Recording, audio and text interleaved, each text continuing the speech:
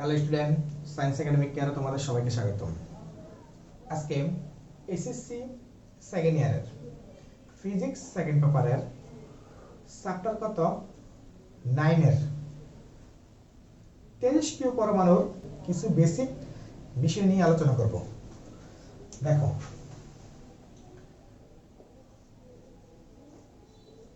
অধ্যায় কত নবম, তেজস্ক্রিয় রশ্মি।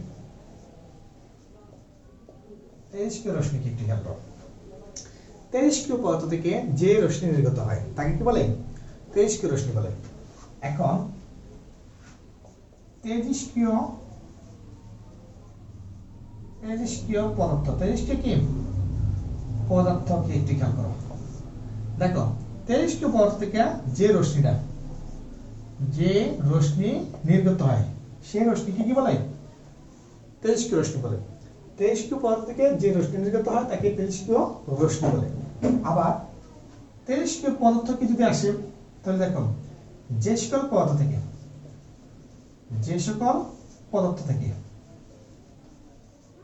থেকে তেজস্ক্রিয় রশ্মি নির্গত হয় সে সকল পদার্থ কি বলে? তেজস্ক্রিয় পদার্থ বলে। বুঝতে পারছি? তাহলে তেজস্ক্রিয় পদার্থ হচ্ছে এমন পদার্থ যে পদার্থ থেকে তেজস্ক্রিয় রশ্মি নির্গত হতে পারে, তারা হচ্ছে কি তেজস্ক্রিয় পদার্থ। এখন তাহলে যারা তেজস্ক্রিয় পদার্থ তারপরে তারা থেকে কি তেজস্ক্রিয় রশ্মি নির্গত হয়, তাহলে যারা তেজস্ক্রিয় পদার্থ তার থেকে যে রশ্মি নির্গত হয় সেটা হচ্ছে তেজস্ক্রিয় রশ্মি। এখন তেজস্ক্রিয় রশ্মি, তেজস্ক্রিয় পদার্থ কেন আমরা পড়বো? কারণ আমরা নবম অধ্যায় কি যে টপিকটা পড়বো সেটা হচ্ছে তেজস্ক্রিয়তা, ঠিক না? তেজস্ক্রিয়তা। আচ্ছা, তেজস্ক্রিয়তা কি একটু খেয়াল করো। তেজস্ক্রিয়তা নিয়ে কিন্তু আমরা কি নবম অধ্যায় কি বেসিকলি আলোচনা করব। এখন তেজস্ক্রিয়তা নিয়ে আলোচনা করতে গেলে তোমার তেজস্ক্রিয় পদার্থ প্লাস তেজস্ক্রিয় রশ্মি সম্পর্কে ধারণা লাভ করতে হবে। এই জন্য আমি তেজস্ক্রিয় পদার্থ সম্পর্কে আগে ধারণা দিয়েছি এবং তেজস্ক্রিয় রশ্মি সম্পর্কে ধারণা দিয়েছি। এখন তেজস্ক্রিয়তা হচ্ছে কি, এই তেজস্ক্রিয় পদার্থ থেকে তেজস্ক্রিয় রশ্মি নির্গমনের কি ঘটনা বা প্রক্রিয়া কি বলে? তেজস্ক্রিয়তা বলে। তার মানে তেজস্ক্রিয় পদার্থ থেকে অবশ্যই তেজস্ক্রিয় রশ্মি নির্গত হয়। এখন এই তেজস্ক্রিয় কি পদার্থ থেকে তেজস্ক্রিয় রশ্মি নির্গমনের ঘটনা বা প্রক্রিয়াটা হচ্ছে আমার কি তেজস্ক্রিয়তা। এখন এই তেজস্ক্রিয়তার উপর ভিত্তি করে আমরা কি বিভিন্ন কি টপিকস আলোচনা করব কি এই নবম কি অধ্যায়। এখন একটু খেয়াল করেন, তেজস্ক্রিয়তা সম্পর্কে একটা কি সূত্র আছে, যেটা হচ্ছে কি তেজস্ক্রিয় ক্ষয় সূত্র। এখন এই তেজস্ক্রিয় ক্ষয় সূত্র আমরা একটু দেখার চেষ্টা করি। তেজস্ক্রিয় ক্ষয় সূত্র, তেজস্ক্রিয় ক্ষয় সূত্র, আচ্ছা, তেজস্ক্রিয় ক্ষয় সূত্র কি? মনে করি একটা কি পরমাণু, তেজস্ক্রিয় পরমাণু, এটা হচ্ছে একটা কি তেজস্ক্রিয় পরমাণু বা তেজস্ক্রিয় পদার্থ, তেজস্ক্রিয় পরমাণু বা পরমাণু। আচ্ছা, এই তেজস্ক্রিয় পরমাণুর কি টোটালি একটা কি এই টোটাল তেজস্ক্রিয় পরমাণুর সংখ্যাটা আমরা কি বলি? n নট বলি। কি বলি? n not. তার মানে কি এই তেজস্ক্রিয় পরমাণু থেকে n নট পরিমাণ কি তেজস্ক্রিয় পরমাণু আছে। তাহলে এটা n নটটা হচ্ছে কি আমার কি আদি পরমাণু সংখ্যা। কি পরমাণু সংখ্যা? আদি পরমাণু সংখ্যা। অর্থাৎ কি যখন কি ভাঙন শুরু না হয় বা কি এই তেজস্ক্রিয় পদার্থের কি ক্ষয় শুরু না হয়, তার মানে তেজস্ক্রিয় পদার্থ যখন বিক্রিয়া না করে, বিক্রিয়া ঘটার পূর্ব মুহূর্ত পর্যন্ত কি তার যতগুলো পরমাণু সংখ্যা আছে ওটা হচ্ছে কি n নট বা আদি পরমাণু সংখ্যা। এখন এই যখন কি আদি পরমাণু সংখ্যা অবস্থা থাকে তখন তার কি সময়টা হচ্ছে কত? 0। সময়টা হচ্ছে কত? 0। অর্থাৎ সময় শুরু হয় নাই, তার ভাঙনের কি প্রক্রিয়া শুরু হয় নাই। আচ্ছা, এখন মনে করি কিছু সময় অতিবাহিত হওয়ার পরে, মানে t সময় অতিবাহিত হওয়ার পরে তার কিছু পরিমাণ কি অংশ ভেঙে গেছে। তাহলে এখন অবশিষ্ট আছে কি এতটুকু অংশটা আমার কি আছে? অবশিষ্ট আছে। তাহলে এই অবশিষ্ট অংশটা আমরা কি দিলাম? n, মানে অক্ষত পরমাণু সংখ্যা। ভাঙনের পরে যতটুকু অংশ বাকি আছে ওটা হচ্ছে আমার কি অক্ষত পরমাণু সংখ্যা, বাকি অবশিষ্ট অংশ। এখন এই যে কি এখন t সময় কি এই পরিমাণ ভাঙছে, ঠিক না? এতটুকু পরিমাণ কি ভাঙছে। তাহলে এতটুকু পরিমাণ ভাঙনের পরিমাণটা যদি আমি নির্ণয় করি তাহলে কি বুঝতেছি? টোটাল পরিমাণটা হচ্ছে কি n নট। তাহলে n নট থেকে যদি আমি কি করি অবশিষ্ট যেটা আছে সেটা বিয়োগ করে দিই, তার মানে বুঝতেছি আমরা কি অতি সময় কি ভাঙনের পরিমাণটা। এখন একক সময় যে ভাঙনের পরিমাণটা সেটা হচ্ছে কি আমার দেখেন একটু খেয়াল করেন। একক সময় যে ভাঙনের পরিমাণটা, এখন একক সময় যে ভাঙনের পরিমাণটা সেটা হচ্ছে কি dn বাই কত? dt। ভাঙ্গনের পরিমাণটা মূলত আমরা কি অক্ষত পরমাণুর সংখ্যার সাপেক্ষে হিসাব করি। কি পরিমাণ কি অবশিষ্ট আছে বা কি পরিমাণ কি অক্ষত পরমাণু সংখ্যা আছে তার সাপেক্ষে আমরা কি করি, ভাঙ্গনের পরিমাণটা বের করি।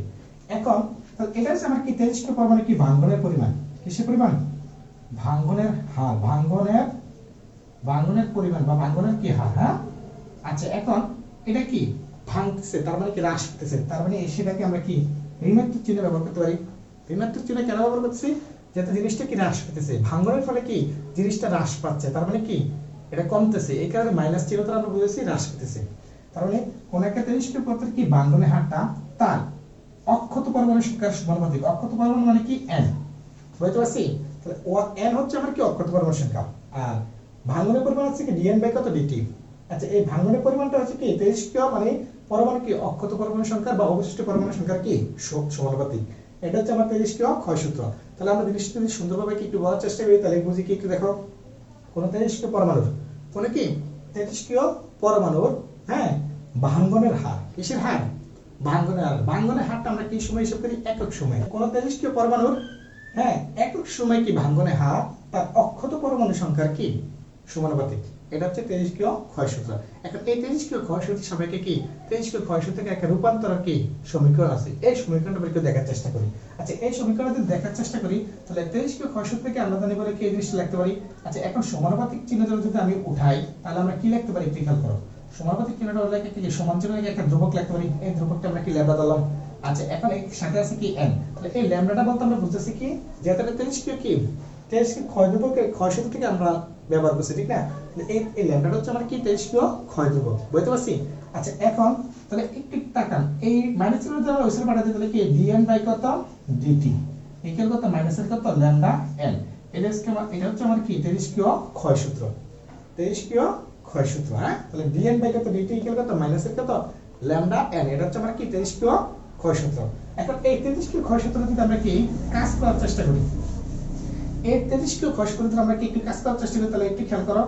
এখন আর যদি আমরা গুণ করি তাহলে dn ইকুয়াল কত মাইনাসের কত ল্যাম্ডা কি n dt, বর্গমূল করলাম। এই n টা যদি সাইড নিয়ে আসি তাহলে dn বাই কত n ইকুয়াল কত মাইনাস কত ল্যাম্ডা কত dt। এটা যদি আমরা এক নং সমীকরণ ধরি, সমস্যা আছে। এখন এই এক নং সমীকরণকে যদি আমরা কি করি একটু যোগজীকরণ করি। আচ্ছা কোন সীমার ভিতরে যোগজীকরণ করে একটু খেয়াল করো তো।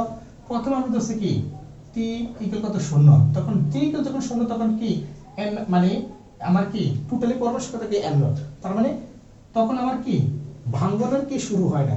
তার মানে t যখন কি 0 তখন কি একটি খেয়াল করেন অবশিষ্ট পরিমাণটা মানে আমার টোটালি অবশিষ্ট থাকে এটাই আদি পরমাণুর সংখ্যা আমার কি অবশিষ্ট পরমাণুর সংখ্যা। কারণ যখন সময় শুরু হয় না তখন কি আমার ভাঙ্গনের পরিমাণ শুরু হয় না, তার মানে কি টোটালটা হচ্ছে আমার কি n নট, এই n নট হচ্ছে আমার কি আদি পরমাণু সংখ্যা, আর অবশিষ্টটা হচ্ছে আমার কি এই n নট, কারণ তখন তার ভাঙে না। তারপরে তখন আদি পরমাণু যা অবশিষ্ট পরমাণু কি বা অক্ষত পরমাণু সংখ্যা কি তা, তার মানে t ইকুয়াল কত 0 তখন কি n ইকুয়াল কত n নট। এবং হ্যাঁ যখন কি t ইকুয়াল কত t সময় অতিক্রান্ত করে, মানে t যখন t সময় অতিক্রান্ত করে তখন কি একটা পরিমাণ কি নির্দিষ্ট পরিমাণ ভাঙে, তখন আমরা কি অবশিষ্ট পরিমাণ আমরা কি ধরলাম ধরো n, মানে n পরিমাণ ভাঙছে। তাহলে এখন এই সীমার ভিতরে আমি এক নং সমীকরণে যোগজীকরণ করি, তাহলে এক নং সমীকরণকে কি এই সীমার ভিতরে যোগজীকরণ করে পাই, এই সীমার ভিতরে যোগজীকরণ করে পাই। আচ্ছা যদি যোগজীকরণ করে তাহলে কি একটি খেয়াল কত যোগজীকরণ কত dn কি dn বাই কত n ইকুয়াল তাহলে থাকে কি ওই সাইডে কি যোগজীকরণ মাইনাস কি ল্যাম্ডা কত dt। আচ্ছা এই সাইডে কত ইনিশিয়াল পয়েন্টগুলো নিচে লেখা লাগে, ইনিশিয়াল পয়েন্টগুলো কত দেখাতো n নট, যখন কি সময় কি 0 তখন n not, n not by কত n আর এখানে কত 0 বাই কত t, এই তো নাকি। এখন যদি আমরা যোগজীকরণ করার চেষ্টা করি দেখো, হ্যাঁ একটু খেয়াল করো, তাহলে যোগজীকরণ dn বাই কত n, যোগজীকরণ কত dn বাই কত n এর সূত্র হচ্ছে আমরা কি এই যোগজীকরণ dn বাই কত n এর সূত্র হচ্ছে কি ln অফ কত n। আচ্ছা থার্ড ব্র্যাকেটে আমরা কি সীমাগুলো লিখলাম, সীমাগুলো কি আছে n বাই কত n নট ইকুয়াল এই মাইনাস ল্যাম্ডাটা আমরা কি সামনে নিয়ে আসলাম মাইনাস ল্যাম্ডা, কারণ এই সীমাটা হচ্ছে সময়ের সীমা, তাহলে সময়ের কি আমরা কি করব যোগজীকরণ করব ডেল টি বি। আচ্ছা যোগজীকরণ অফ কি ডেল টি, এখানে কি আছে t বাই কত 0, তাহলে এখানে ln এই ln এর কি n এর জায়গায় একবার কি এই শেষ সীমা n এর জায়গায় একবার কি আদি সীমা বসাবো, তাহলে ln অফ কত n মাইনাস কত ln অফ কত n নট ইকুয়াল মাইনাস কত ল্যামডা। এখানে যদি করি তাহলে আমরা কি সূত্রটা কি আছে যুক্ত dt মানে কি শুধু কি t। আচ্ছা এখন সীমাগুলো লিখলাম t বাই কত 0। এখন এই দুটো লনের পরিবর্তে যদি আমরা কি একটা লন নেই তাহলে এখানে বিয়োগ অবস্থা আছে তাহলে ভাগ হয়ে যাবে n বাই কত n নট ইকুয়াল মাইনাসের কত ডেল। তারপরে কি এই সীমাগুলো আবার বসাবো তাহলে কি t মাইনাসের কত 0 তাহলে ln অফ কত n বাই কত n নট ইকুয়াল মাইনাসের কত ডেল। আচ্ছা t মানে 0 মানে কত t এ হচ্ছে আমার কি এতটুকু যুগযুগকরণ ঠিক না।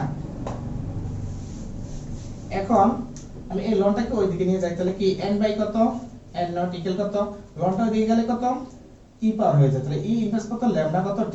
আচ্ছা এখন যদি আড়াআড়ি গুণ করি তাহলে n ইকুয়াল কত n নট মাইনাস কত ল্যামডা কত t। এটা হচ্ছে আমার কি রূপান্তর সূত্র তেজস্ক্রিয় পরমাণু কি রূপান্তর সূত্র তেজস্ক্রিয় কি রূপান্তর